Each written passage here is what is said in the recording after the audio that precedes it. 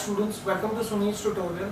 I'm Sunil Mirwani and today we'll be doing this chapter called as reproduction in angiosperms. Let's see this.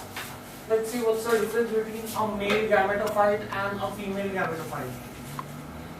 Difference between male and female gametophyte. Male, female, right? Male gametophyte is developed from the pollens. It is developed from pollens and it is developed from megaspore. Developed from spore, right? Second, initial development takes place on anther and finally completed after pollination on stigma. Initial development takes place on anther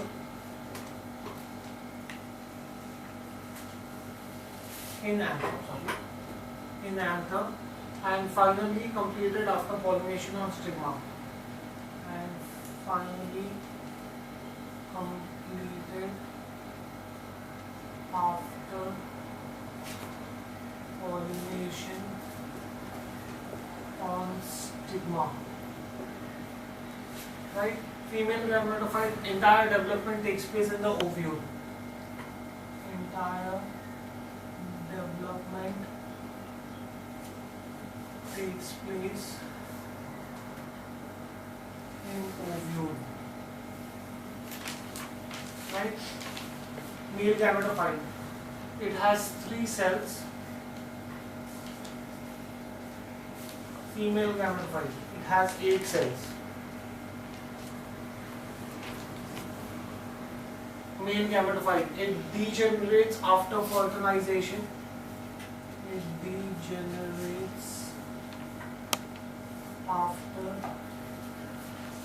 fertilization and it develops into endosperm and zygote after fertilization. It develops into endosperm and zygote after fertilization. Right? So that's the difference between a male gametophyte and a female gametophyte. Next, what do we understand by pollination? What is pollination? It is nothing but it is a process of transfer of pollens from the anther to the stigma. Either they can be of the same flower or different flowers, same tree or different tree. Basic, you should have the transfer of pollen grains from the anther to the stigma. So it is a process. It is a process of transfer. It is a process of transfer of pollens from anther to the stigma. From the anther to the stigma of the same flower,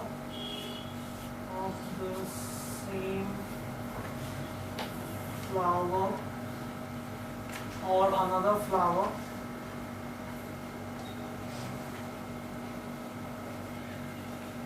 on the same tree or another different tree, on the same tree or another tree. Right? That is pollination. Now when you talk about pollination, what are the different types of pollination?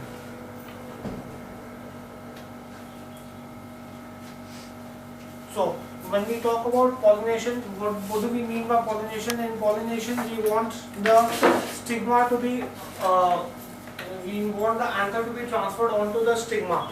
Now there are different processes in which the pollen from the anther can be transferred onto the stigma, right? In pollination, there has to be a transfer of pollens onto the stigma. Now there are two different processes. There are two different types of pollination. Two types of pollination are. There are two types of pollination. A, self-pollination, and the second B, cross-pollination. So these are the two different types of pollinations that you have. So what do I understand by self-pollination? Self-pollination is the process of transfer of pollens from the anther to the stigma of the same flower or to the stigma of another flower on the same tree. So if the pollens fall onto the same flower, pollens from a flower fall onto the stigma of the same flower or another flower on the same tree, then that is called as self-pollination. Self-pollination. What do we understand by self-pollination? It is a process. It is the process of transfer of pollens. It is the process of transfer of pollens from the anther to the stigma. From the anther to the stigma. From the anther to the stigma of the same flower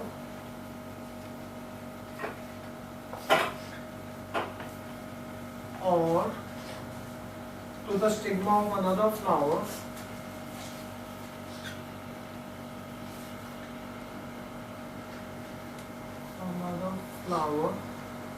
to the stigma of another flower on the same tree.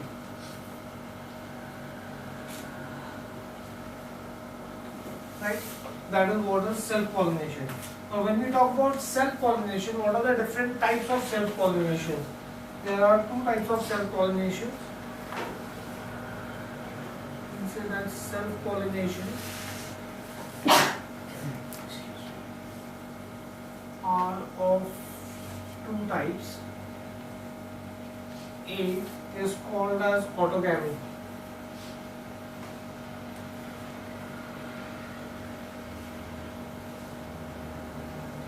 And the second is called as geotonogamy. Right? These are the two different types of self-pollination.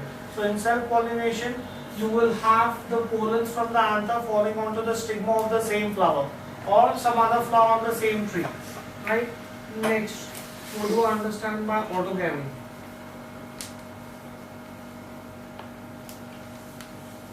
Autogamy, it is the transfer of pollens on the stigma of the same flower. It is the transfer of pollens on the stigma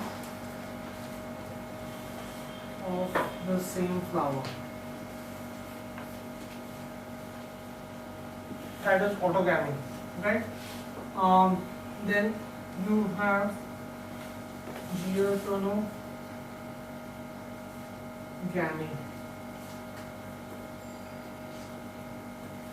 It is the transfer of pollens from the stigma of another flower on the same tree. If it is on the same flower, then it's called as autogamy. If it's on another flower on the same tree, then it is called as geotonogamy. It is the transfer of pollens on the stigma of another flower of the same tree. Right? That is called as geotonogamy. So that was self-pollination. So in self-pollination, you have pollens from the anther transferred onto the stigma of the same flower or some other flower on the same tree. Then similarly, you have cross-pollination.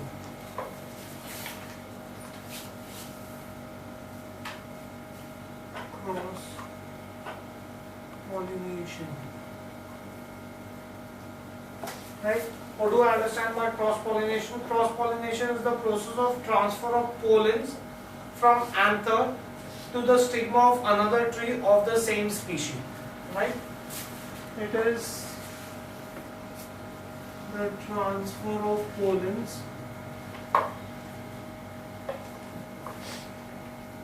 from anther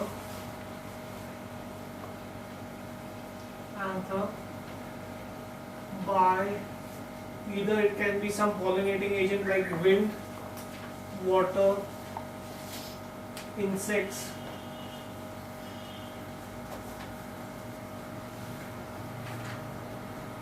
to the stigma of a flower,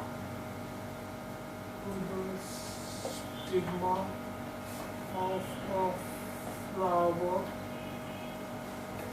or another tree of the same species.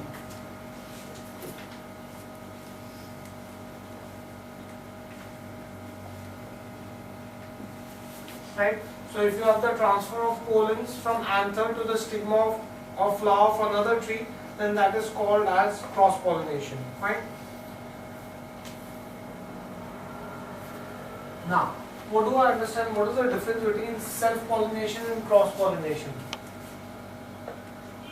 Difference between self and cross-pollination. Self-cross. Right? In self-pollination, first of all, let's write the definition of the two. In self-pollination, it is the transfer of pollens from the anther to the stigma of the same tree. In cross-pollination, it is the transfer of pollens from the anther to the stigma of another tree of the same species. In some cases, you could also have the transfer to the stigma of another species. Right? So, self-pollination, it is a process of transfer of pollens. It is a process of transfer of pollens from the anther to the stigma of the same flower,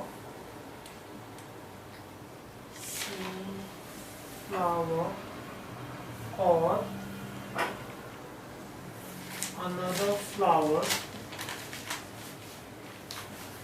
of the same tree. That is self-pollination. In cross-pollination, it is a process of transfer of pollens. Process of transfer of pollens from anther to stigma of anther to stigma of a flower on another tree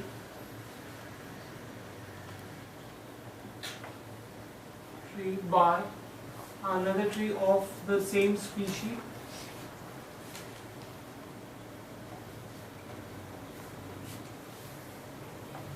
or different species.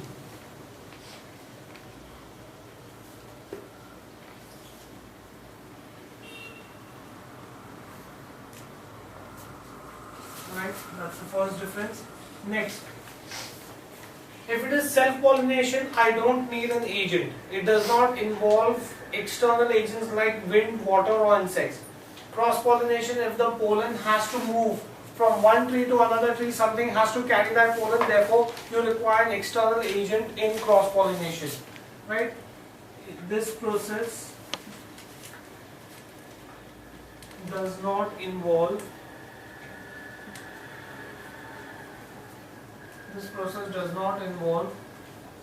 the external agent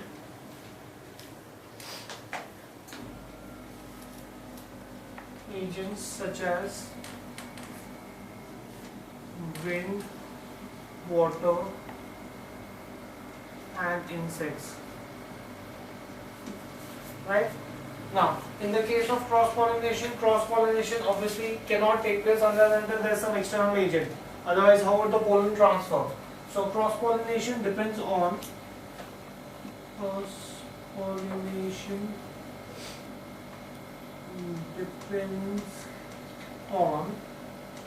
external agent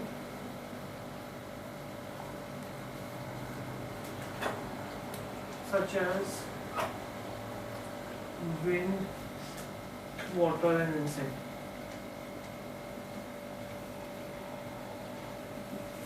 Right?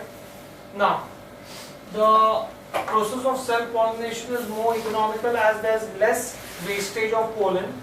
The process of cross-pollination is not economical as large number of pollens are wasted during the process of transfer. Right? Large number of pollens are wasted during wind and water pollination. Right? The process is more economical as there is no wastage of pollens. Right? Now this process is not economical. The process is not economical as large number of pollens are wasted during wind and water pollination.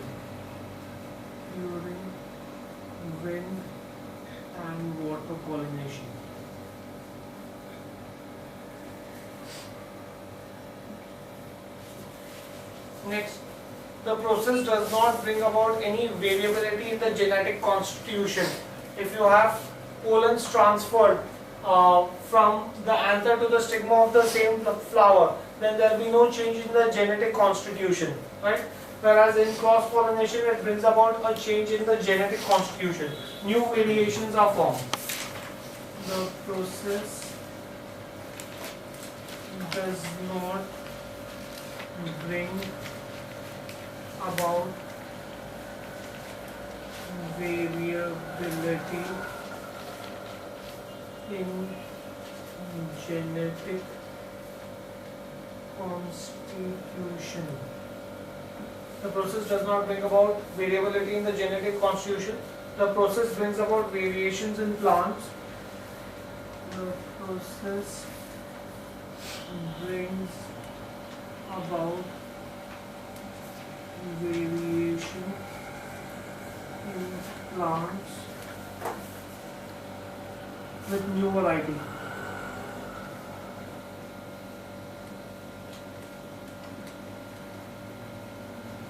Specifically, if you had the pollen transferred onto the stigma of a flower of another species, then definitely there would be a very new variety that would be formed, right?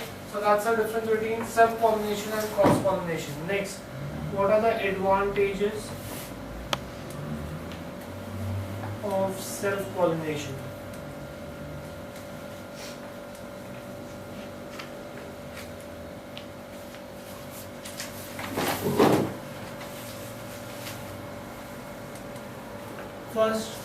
First advantage, there would be no wastage of pollens, right? Then, since there would be no variability in the genetic constitution, therefore the desirable characters can be retained from one generation to another generation. Then, if there is moreover, if the pollen is transferred from the anther to the stigma, the process would give you a pure line of selection without any undesirable characteristics coming in, and finally there would be no pollinating agent required.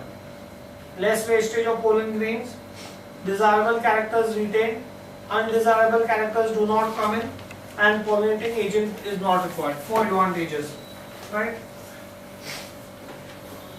It ensures the pollination and formation of seed. the pollination and formation of seed without any wastage of pollen. Without any wastage of pollens. Right, so first advantage, no wastage of pollen. Right. Second advantage, desirable character. Desirable characters are retained. Desirable characters are retained from generation to generation.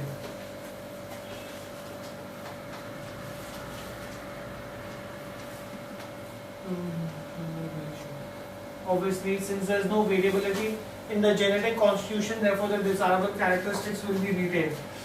Next, it is a process of pure line selection. It is a process of pure line selection. It is a process of pure line selection without mixing undesirable characters. Without mixing undesirable characters. And finally, it does not involve agent. Pollinating agents are not involved. Pollinating agents are not involved. Those are my advantages of self-pollination. What are the disadvantages of self-pollination?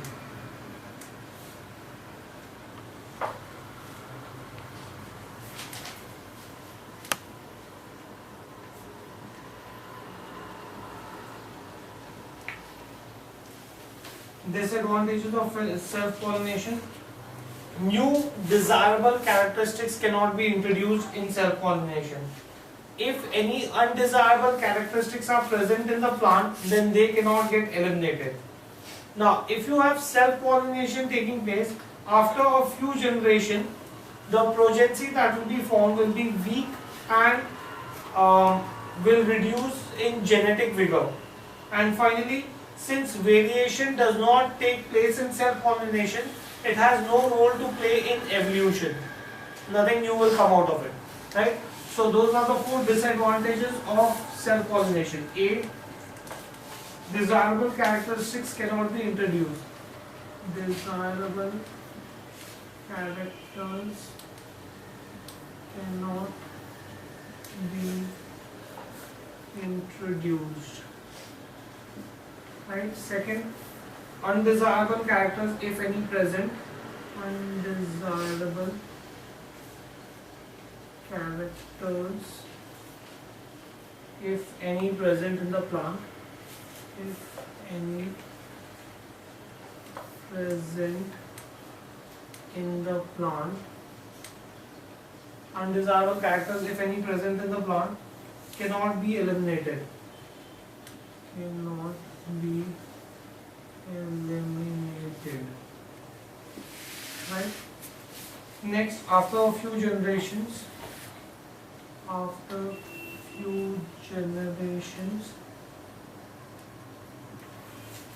the progeny becomes weak.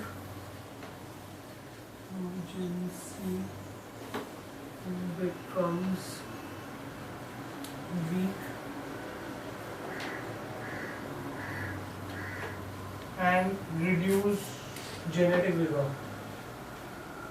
Reduce genetic vigor. And finally, variation does not take place. Variation does not take place. Variation does not take place, and therefore the process has no role to play. And therefore the process has no role to play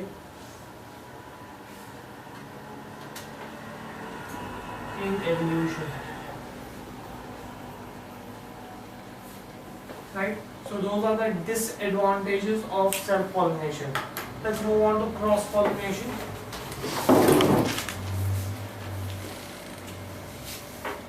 What are the advantages of cross-pollination?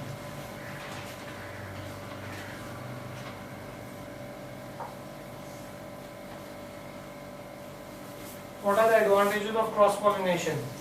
Now, cross-pollination, the pollen is going to be transferred from the anther to the stigma of some other plant. Hence, it is responsible for variation. It is also responsible, or it is the basis of evolution. Right?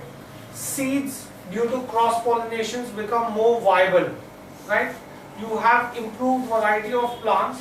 Desirable characteristics can be introduced and undesirable characteristics can be eliminated by the process of cross-pollination. Right? So it is responsible for variation. Responsible for variation, which is the basis of evolution. Which is the basis of evolution. First thing, it is responsible for variation. Second, seeds are viable. Seeds are viable. That is, they can produce fertile plants. Next, it produces improved variety of plants. It produces improved varieties of plants.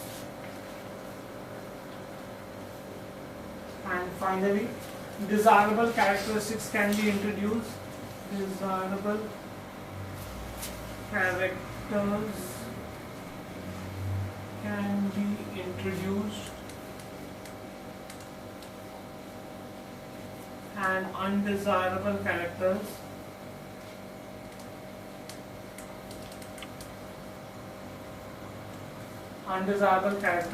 can be eliminated. Those are the 4 advantages of cross-pollination, right? Next, what are the disadvantages of cross-pollination?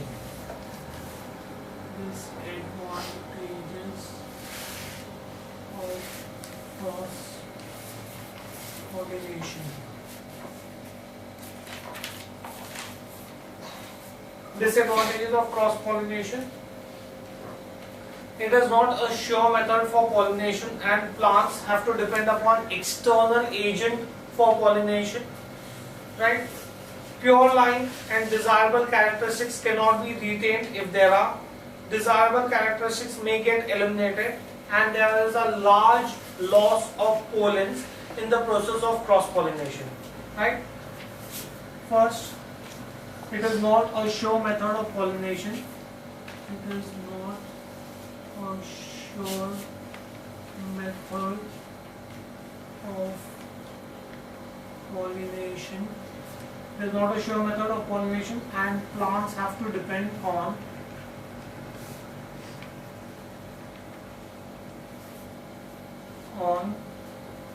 external agents for pollination.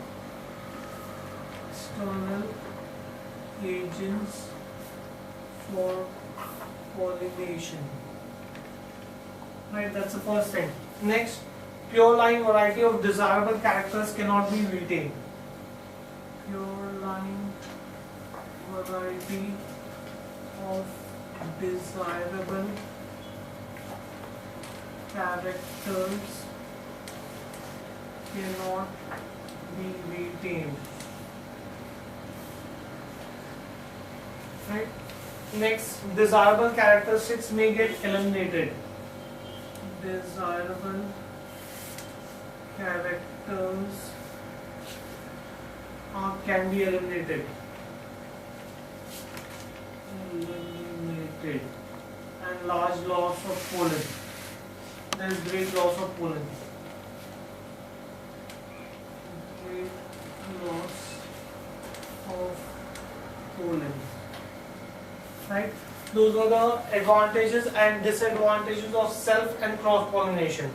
Now let us see what are the various pollinating agents.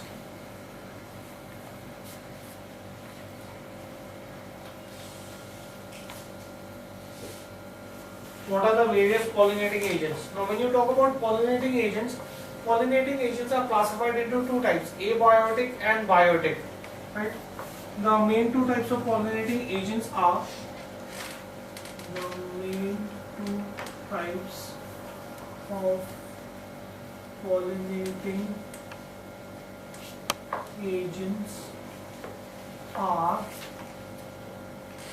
abiotic and biotic. Right? Now let's see what are the abiotic agents and biotic agents. Abiotic, you have two agents, that's wind and water. Wind and water. And when you talk about biotic agents, you can have birds, moths, bees, butterflies, ants, all of them can act as pollinating agents. Right? Animals basically. Animals are your biotic pollinating agents. Right? Now, let's see what are the different types of pollinations on the basis of external agents. Types of pollination on the basis of external pollinating agents. Right? Types of pollination on the basis of external pollinating agents. Now, if you have pollination by and the pollination called.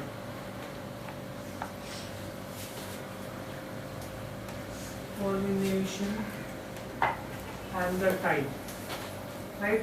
If you have pollination by wind, then that type of pollination is called as anemophily.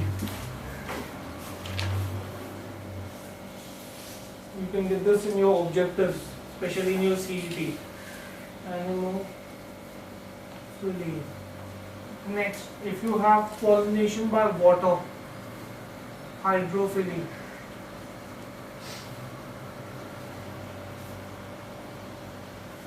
Right? If your pollinating agent is, say, animals,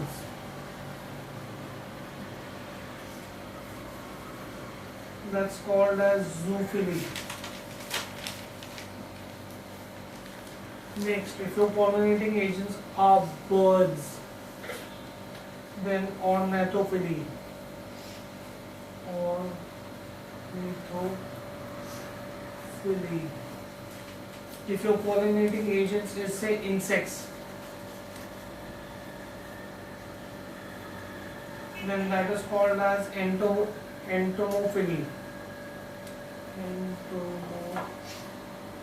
Entomophily. If your pollinating agents are ants, then that is called as myrmecophily. Myrmecophily. If your pollinating agents are, say, bats, then that is called as reptophily.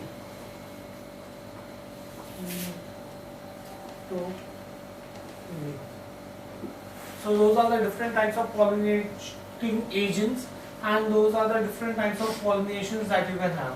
Right? Let's try to see one of them, or let's try to see as many as we can of the different types of pollination. Let's try to see entomophily. Entomophily. Now, entomophily, as I already explained to you, is a type of pollination which takes place by insects.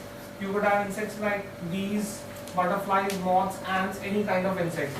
So, it is a type of pollination. It is a type of pollination which takes place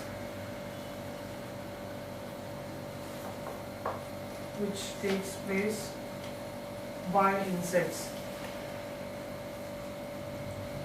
Right? Let us see what are the adaptations in a flower due to entomophily. Adaptations in a flower. Adaptations in a flower for entomophily. Right? Now, in the case of this, you would have your calyx.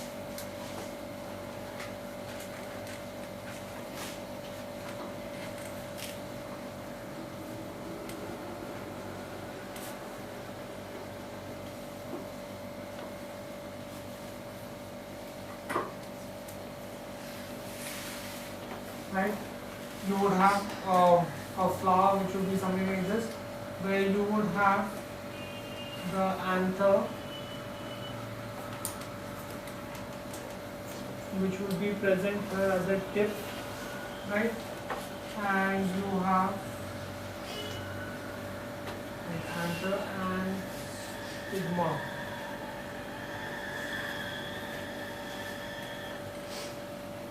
Right, so this would be your stigma and this would be your anther. Right? And you would have an insect sitting here, as you would have an insect sitting here, whatever pollens are there on its body would get attached to the stigma. Right? This, what I'm showing you, is entomophily that takes place in the saliva plant. Right? So in terms of entomophily, if it is adaptation by insects, there are certain modifications that are necessary in plants. So the modifications which are necessary in plants for entomophily are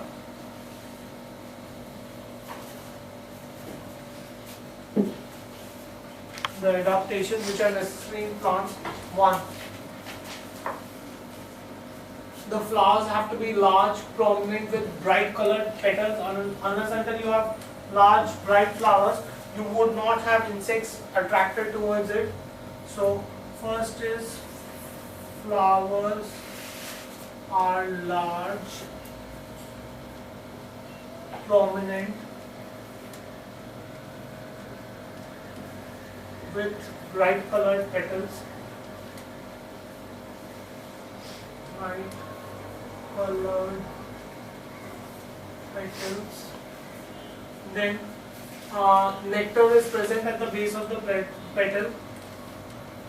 Nectarize is present. Unless until nectar is present, why would the animal come onto the flower? Or why would the insect come onto the flower? Present at the base of petal. Next, pollen and nectar both are edible. Pollen and nectar both are edible.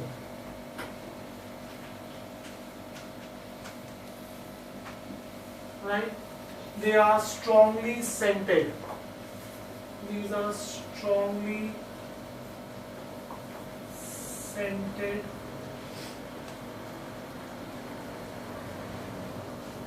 flowers to attract the insects.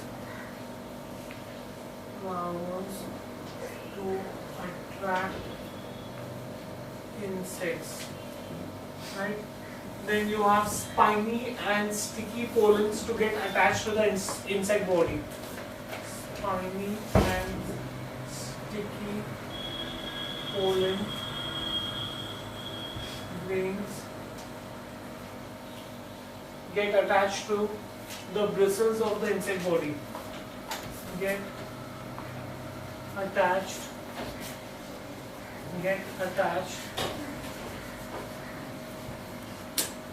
to the bristles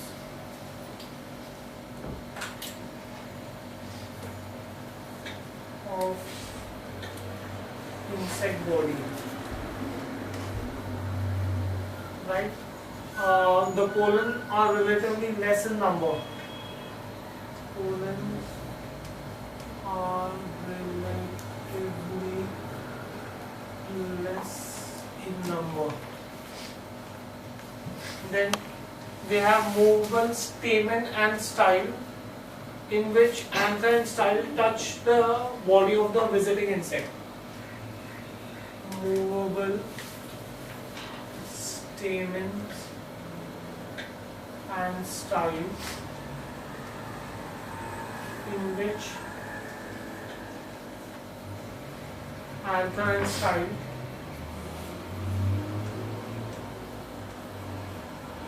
touch the body of the visiting insect.